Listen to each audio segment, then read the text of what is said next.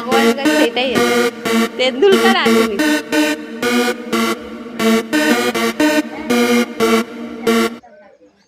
ওই দেখেন দিদার শুরু হয়ে গেছে, দিদা ভয় পায় জানিস তো, এই জন্য এরকম করে।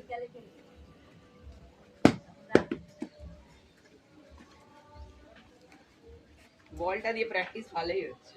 হ্যাঁ তাহলে তোর তো দরকার পরে একটা বল, জন্মদিনের দিন 3-4 বল আর ব্যাট কিনে দেবো একসাথে তোকে।